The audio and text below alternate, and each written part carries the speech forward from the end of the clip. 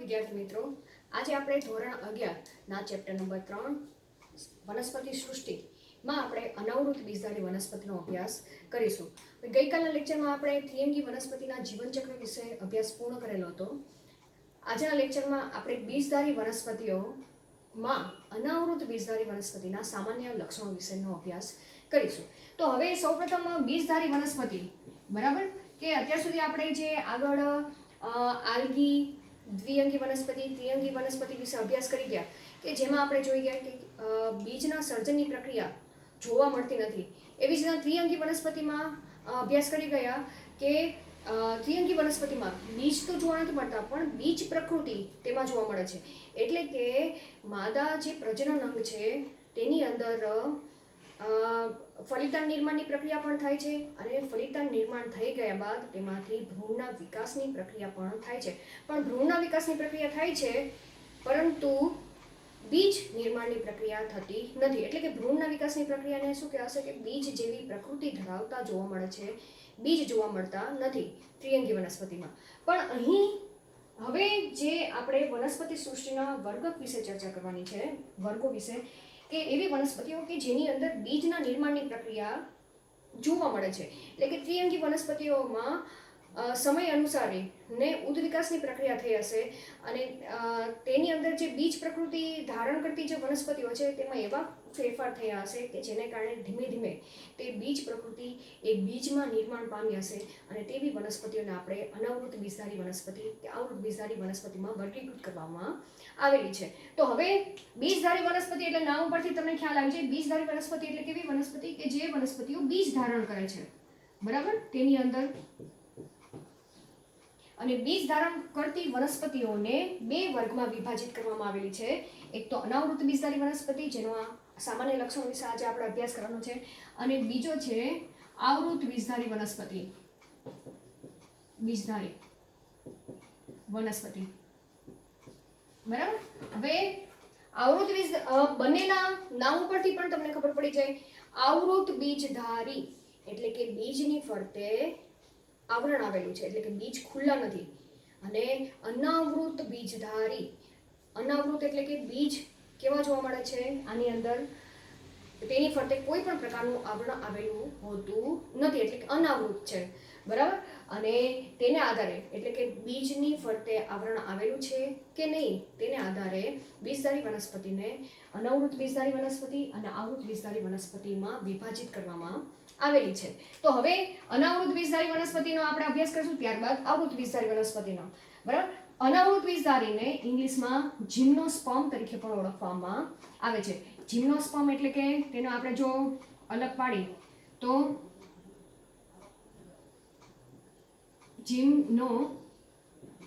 જિમ્નોસ એટલે કે ખુલ્લા, અથવા તો શું લખાશે, નગ્ન. અને સ્પર્મા, SPERM, સ્પર્મા એટલે કે બીજ, બરાબર. તો તેને આધારે જે બીજ, જે વનસ્પતિઓમાં બીજ ખુલ્લા કે નગ્ન જોવા મળે છે તેને અનાવૃત બીજધારી વનસ્પતિ કે જિમ્નોસ્પર્મ તરીકે ઓળખવામાં આવે છે. આપણે તેને વ્યાખ્યાયિત કરી. હવે તેનું નિવાસન આપણે જોવા જઈએ તો અનાવૃત બીજધારી વનસ્પતિ એ સર્વત્ર જોવા મળે છે, જેમ કે શુષ્ક વાતાવરણમાં તેમજ ઠંડા પ્રદેશોમાં તે વધુ વસવાટ કરતી જોવા મળે છે, કે તેનું પ્રમાણ વધુ જોવા મળે છે. તેના સિવાય હવે આપણે તેના સામાન્ય લક્ષણો વિશે ચર્ચા કરી જાય, કે આ વનસ્પતિઓ ના કદમાં પણ વિવિધતા જોવા મળે છે, કે અમુક વનસ્પતિઓ ક્ષુપ તરીકે જોવા મળે છે, અમુક વનસ્પતિઓ મધ્યમ કદના છોડ તરીકે પણ જોવા મળે છે, અને અમુક વનસ્પતિઓનું કદ તો ખૂબ જ ઊંચું જોવા મળે છે, એટલે કે વૃક્ષ રૂપે જોવા મળે છે. એટલે કે તેના ઉદાહરણ તરીકે સિકોયા છે, જેને રેડવુડ વૃક્ષ તરીકે પણ ઓળખવામાં આવે છે. હવે વાત કરી કે તેના બીજના નિર્માણની પ્રક્રિયા સામાન્ય આપણે ચર્ચા કરી જાય, પછી તેનું જીવનચક્ર વિશે આપણે ચર્ચા કરવાની છે. કે બીજના નિર્માણની પ્રક્રિયા જોવા જઈએ તો અહીં જે આ વનસ્પતિમાં જે માદા પ્રજનન અંગ આવેલું છે, તે માદા પ્રજનન અંગમાં જે અંડકો આવેલા છે, બરાબર, શેની વાત કરી છે, માદા પ્રજનન અંગની અંદર અંડકો આવેલા હોય છે, તે અંડકની ફરતે બીજાશય હોતું નથી. આ યાદ રાખવાનું, બરાબર, કે અંડકની ફરતે જે આવરણ હોય છે, આવરણ તરીકે બીજાશય, બરાબર, તેની ગેરહાજરી જોવા મળે છે. એટલે કે ફલન પહેલા પણ આ અંડક કેવા હોય છે, તે વનસ્પતિઓ ઉપર ખુલ્લા હોય છે, અને ફલન પછી પણ તે વનસ્પતિઓ ઉપર અનાવૃત રીતે ટકી રહેતા જોવા મળે છે, બરાબર. ત્યારબાદ જ્યારે ફલન પછી જે પષ્ટફલનની ઘટના થાય છે તેની અંદર વનસ્પતિમાં, અનાવૃત બીજધારી વનસ્પતિમાં પષ્ટફલનની ઘટનામાં જે અંડક છે એ અંડક માંથી બીજ બને છે, અને આ બીજ પણ લાંબા સમય સુધી તે વનસ્પતિ ઉપર ખુલ્લા કે નગ્ન જોવા મળે છે. એટલે કે આ વનસ્પતિઓમાં, અનાવૃત બીજધારી વનસ્પતિઓમાં ભ્રૂણના વિકાસની પ્રક્રિયા પણ જોવા મળે છે અંડકની અંદર, બરાબર, અને ત્યારબાદ તેની અંદર બીજના નિર્માણની પ્રક્રિયા પણ થાય છે. પણ અહીંયા તમે જોશો તો ફળ ના નિર્માણની પ્રક્રિયા, નિર્માણની ક્રિયા નથી થતી. એટલે તમે ફળ, અનાવૃત બીજધારી વનસ્પતિમાં કોઈ પણ પ્રકારના ફળના નિર્માણની પ્રક્રિયા નથી થતી. બીજાશય નથી એટલે ફળ બનવાનું જ નથી, બરાબર. જેમ કે આના વિશે આપણે આગળ જ્યારે વનસ્પતિની બાહ્યકાર રચના તેમજ આંતરિક રચના વિશે ચર્ચા કરશું ત્યારે આપણે ફળ વિશે ચર્ચા કરવાની છે કે કઈ રીતે બીજાશય ફળમાં નિર્માણ પામે છે. પણ એટલું યાદ રાખવાનું કે બીજાશય ન હોય તો ફળના નિર્માણની પ્રક્રિયા અનાવૃત બીજધારી વનસ્પતિમાં થતી નથી. હવે અહીંયા વાત કરી, અહીંયા સુધી ચર્ચા થઈ ગઈ. હવે અહીંયા જેમ કે આપણે ત્રિઅંગી વનસ્પતિમાં ચર્ચા કરી ગયા કે ત્રિઅંગી વનસ્પતિમાં એ સૌપ્રથમ વાહક પેશીધારી ભૂમિ નિવાસી વનસ્પતિ તરીકે તેને ઓળખવામાં આવે છે. એટલે કે સૌપ્રથમ વાહક પેશીની રચના ત્રિઅંગી વનસ્પતિઓમાં જોવા મળી. તો ઓબ્વિયસલી ત્રિઅંગી વનસ્પતિ પછી ના જે વર્ગ છે વનસ્પતિના તેમાં વાહક પેશીની હાજરી જોવા જ મળશે. એટલે કે અનાવૃત બીજધારી વનસ્પતિમાં પણ વાહક પેશીની હાજરી જોવા મળે છે. હવે આપણે અનાવૃત બીજધારી વનસ્પતિમાં ચર્ચા કરી ગયા કે અનાવૃત બીજધારી વનસ્પતિ વૃક્ષ તરીકે જોવા મળે છે, તો તેની અંદર વાહક પેશીની હાજરી જોવા મળે છે, બરાબર. હવે આ જે વાહક પેશી છે, વાહક પેશી એટલે શું, આપણે ત્રિઅંગી વનસ્પતિમાં ચર્ચા કરી ગયા કે જલવાહક પેશી અને અનવાહક પેશી, અનવાહક પેશી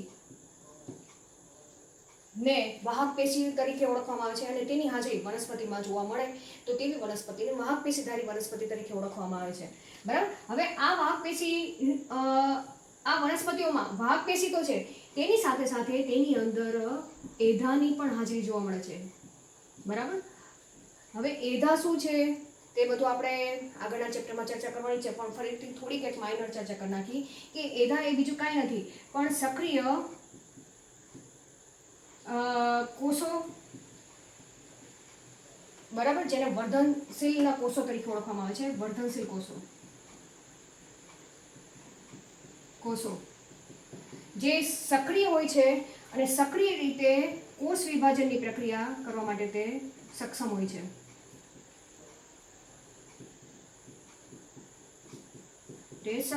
બરાબર. અને જેને કારણે આ કોષોને કારણે જે વનસ્પતિ છે એ વનસ્પતિ પોતાની કદમાં તો વધારો કરે છે, તેની સાથે સાથે તેના ઘેરાવામાં પણ વધારો જોવા મળે છે. તો આ એધા એ ખાસ કરીને જોવા જઈએ તો વનસ્પતિમાં દ્વિતીય વૃદ્ધિ માટે જવાબદાર છે, બરાબર. વૃદ્ધિ માટે જવાબદાર ગણવામાં આવે છે.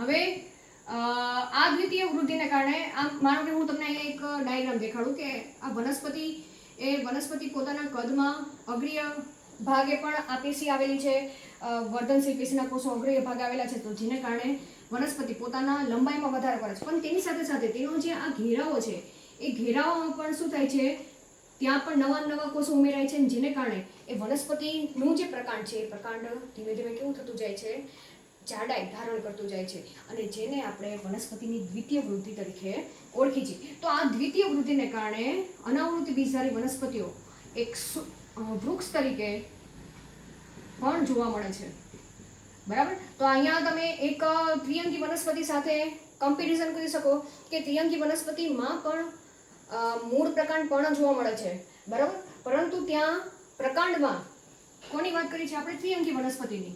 કે ત્રિઅંગી વનસ્પતિમાં એઢાની શું હોય છે? ગેરહાજરી હોય છે, અને જેને કારણે ત્રિઅંગી વનસ્પતિઓ એ કોઈ વૃક્ષ તરીકે જોવા મળતી નથી. પરંતુ આવૃત બીજધારી વનસ્પતિઓમાં અહીંયા એક ઉદ્વિકાસની પ્રક્રિયા તમે જોઈ શકો, બરાબર. ત્યાં નથી ત્રિઅંગીમાં, પણ અનાવૃતમાં એઢાની હાજરી જોવા મળી પ્રકાંડમાં, કે જેને કારણે દ્વિતીય વૃદ્ધિ થવાની પ્રક્રિયા પણ જોવા મળી, અને ત્રિઅંગી કરતા અનાવૃત બીજધારી વનસ્પતિઓ એ કદમાં ઊંચા પણ જોવા મળ્યા. તો અહીંયા આપણે ખાસ વાહક પેશીના આધારે આપણે આ એક પોઈન્ટ સમજવાનો પ્રયત્ન કર્યો કે વૃક્ષ તરીકે જોવા મળે છે. હવે આપણે જોવા જઈએ તો અનાવૃત બીજધારી વનસ્પતિમાં સાચા મૂળ પ્રકાંડ પણ આવેલા છે, બરાબર. પણ હાજર હોય છે મૂળ. હવે જેને કારણે અનાવૃત બીજધારી વનસ્પતિની મુખ્ય અવસ્થા જોવા જઈએ કેવી કહેવાશે? બીજાણુજનક. બીજાણુજનક એ આવૃત બીજધારી વનસ્પતિની મુખ્ય અવસ્થા કહેવાશે. એટલે ત્રિઅંગી વનસ્પતિ પણ મુખ્ય અવસ્થા શું હતી? બીજાણુજનક અવસ્થા. શા માટે? કારણ કે તેની અંદર પણ મૂળ પ્રકાંડ પણ જેવી રચના આવેલી હતી. એટલે હવે ત્રિઅંગી વનસ્પતિથી આગળ જે વનસ્પતિઓના વર્ગ વિશે આપણે ચર્ચા કરશું તેમાં ઉત્તરોત્તર ક્રમ તે અવસ્થા બીજાણુજનક જ જોવા મળશે. માત્ર લીલ અને દ્વિઅંગી વનસ્પતિમાં જન્યુજનક અવસ્થા મુખ્ય હતી, બરાબર. જ્યારે ત્રિઅંગી વનસ્પતિ, અનાવૃત બીજધારી વનસ્પતિ, આવૃત બીજધારી વનસ્પતિમાં બીજાણુજનક અવસ્થા એ મુખ્ય અવસ્થા તરીકે ઓળખવામાં આવે છે, કારણ કે તેની અંદર સાચા મૂળ પ્રકાંડ પર્ણની હાજરી જોવા મળે છે. તો હવે આપણે સૌથી પ્રથમ મૂળ વિશે ચર્ચા કરી, અનાવૃત બીજધારીના મૂળ વિશે ચર્ચા કરી. તો આપણે બધી જ અનાવૃત બીજધારી વનસ્પતિની વાત કરી છે, બરાબર. કોઈ એક એમાંય ખાસ જે વિશેષતા જોવા મળે છે અનાવૃત બીજધારી વનસ્પતિઓના મૂળ વિશેની ચર્ચા કરી છે. તો એમાં બે પ્રકારના મૂળની હાજરી જોવા મળે છે: સોટી મૂળ અને પ્રાવર મૂળ, બરાબર. હવે આપણે સૌપ્રથમ સોટી મૂળ વિશે ચર્ચા કરી નાખી, બરાબર. સોટી મૂળ. તો સોટી મૂળ એટલે કેવા મૂળ? માનો કે આ વનસ્પતિ છે, બરાબર. આ જમીન છે, અને જેના મૂળ કેવા હોય? સોટી જેવા, અને તેની અંદરથી આવા મૂળ તંતુ મૂળ એ આ રીતે ઉદ્ભવે, બરાબર. તો આ જે સોટી મૂળ છે એ સોટી મૂળ વિશે વાત કરી. પરંતુ હવે સોટી મૂળ એ જમીનની ઊંડાઈ સુધી તો લંબાયેલા જોવા મળે છે, જેને કારણે તમને ખબર જ છે કે અનાવૃત બીજધારી વનસ્પતિ એ વૃક્ષ તરીકે પણ જોવા મળે છે, બરાબર. પરંતુ અમુક ખાસ કરીને જોવા જઈએ અમુક ત્રિઅંગી વનસ્પતિઓમાં આ સોટી મૂળ તો હોય છે, પરંતુ તેના મૂળ એ જમીનમાંથી પૂરતા પ્રમાણમાં પોષક તત્વો એ મેળવી શકતા નથી, બરાબર. તો અહીંયા આપણે ચર્ચા કરવા જઈએ તો પોષક તત્વો, બરાબર. પોષક તત્વોની ઉણપ ન સર્જાય તે માટે આ જે સોટી મૂળ છે તેની ઉપર ફૂગ એ શું કરશે? આ હું તમને ગ્રીન કલરથી દર્શાવું છું. એ શું દર્શાવું છું? ફૂગના તંતુઓ, બરાબર. આ ફૂગના કવક મૂળો, કવક તંતુ, બરાબર. આ ગ્રીન કલર શું છે? ફૂગના કવક તંતુ, બરાબર. આ સોટી મૂળ છે અને આ કવક તંતુ, એટલે કે ફૂગ, જે સોટી મૂળ સાથે જોડાઈ જશે અને જમીનના ઊંડાણ સુધી તે પહોંચશે, અને જેની મદદથી ફૂગ એ જમીનમાંથી પોષક તત્વો તેમજ પાણી એ મૂળને આપશે, અને તેની બદલીમાં મૂળ એ ફૂગને પોષણ પૂરું પાડશે, તેની સાથે સાથે વસવાટ કરવા માટે જગ્યા પણ આપે છે. એટલે અહીંયા તમે જોશો તો મૂળ અને ફૂગનું સહજીવન જોવા મળે છે, બરાબર. તો અહીંયા તમે લખી શકી કે સોટી મૂળ વત્તા ફૂગ નું શું જોવા મળે છે? સહજીવન જોવા મળે છે.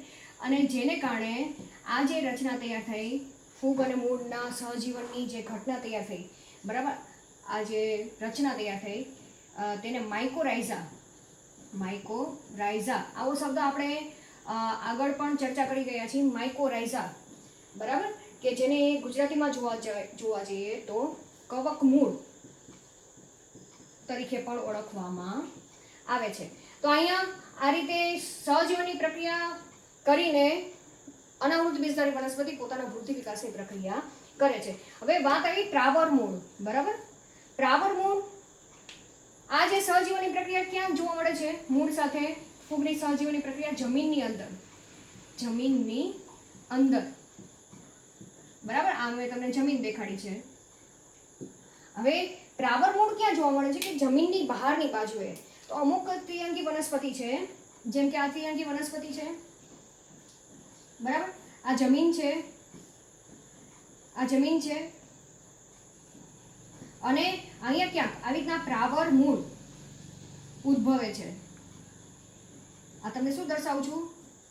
પ્રાવર મૂળ. હવે અહીંયા તમે જોવા જાઓ તો પ્રાવર મૂળ ખાસ કરીને નાના વિશેષિત મૂળ છે, બરાબર. કે અહીંયા અનાવૃત બીજધારી વનસ્પતિ સાથે, અહીંયા લખી નાખું કે અનાવૃત બીજધારી વનસ્પતિ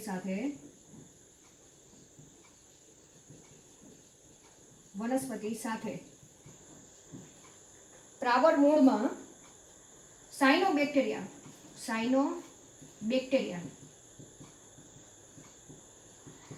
જેને શેના તરીકે ઓળખવામાં આવે છે? બ્લુ ગ્રીન આલ્ગી, જેને બ્લુ ગ્રીન આલ્ગી તરીકે પણ ઓળખવામાં આવે છે. તમે બ્લુ ન લખો તો ગ્રીન આલ્ગી તરીકે પણ ઓળખવામાં આવે, બરાબર. તમે કોઈ પણ શબ્દ વાપરી શકો.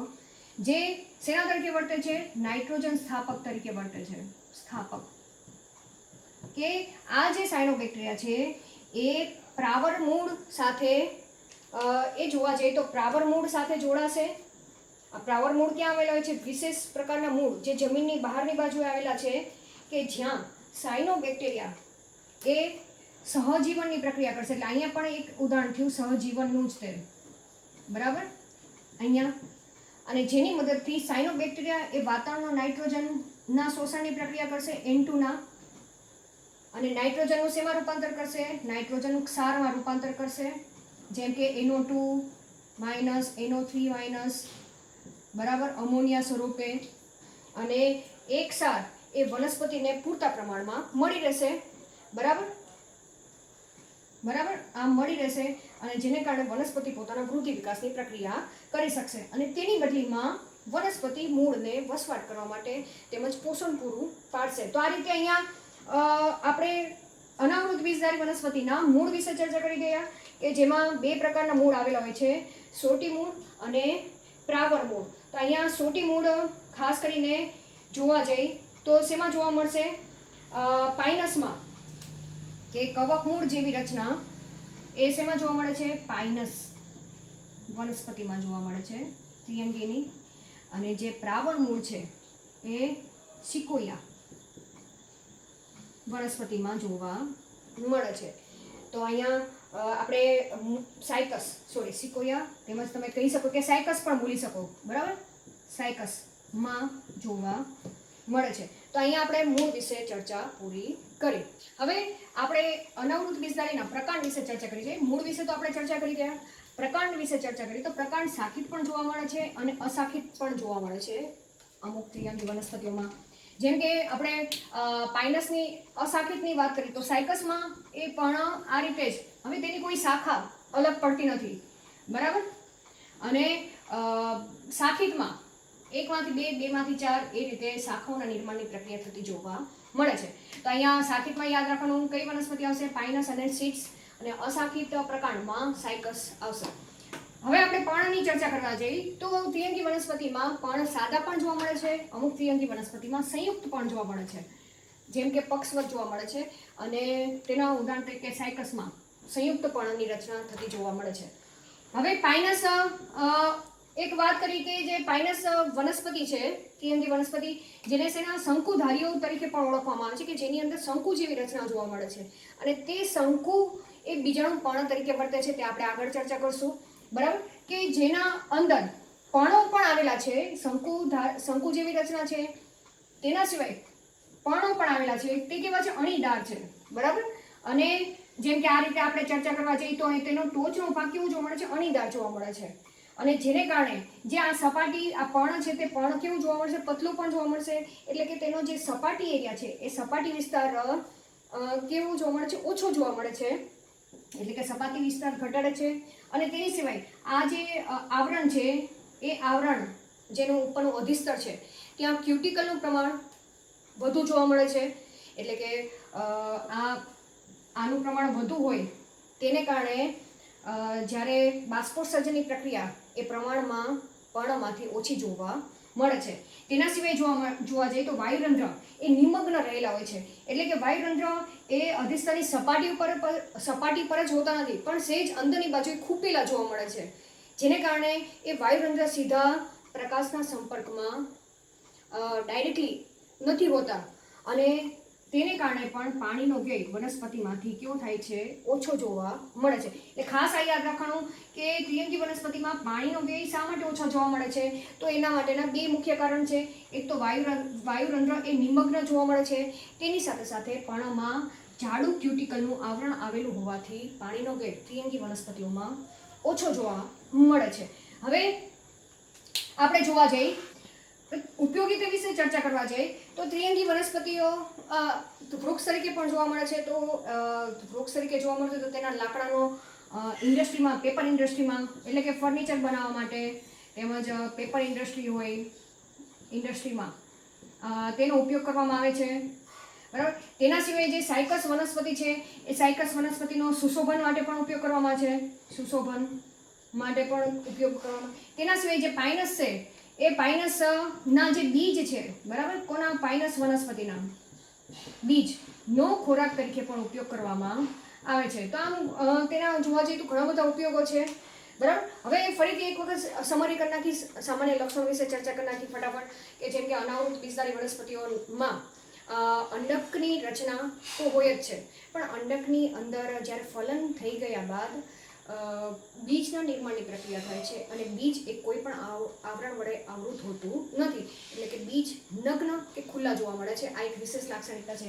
તેના સિવાય વાહક પેશીધારી છે.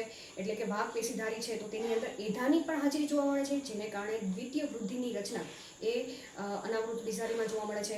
તેના સિવાય પર્ણ જોવા જઈએ તો પર્ણ સાદા પણ જોવા મળે છે, સંયુક્ત પણ જોવા મળે છે. અને પર્ણ ઉપર જાડું ક્યુટિકલનું આવરણ તેમજ વાયુરંધ્ર નિમગ્ન હોવાથી પાણીના વ્યયની શક્યતા ઓછી જોવા મળે છે. પડકાંડ જોવા જઈએ તો શાખિત અને અશાખિત જોવા મળે છે.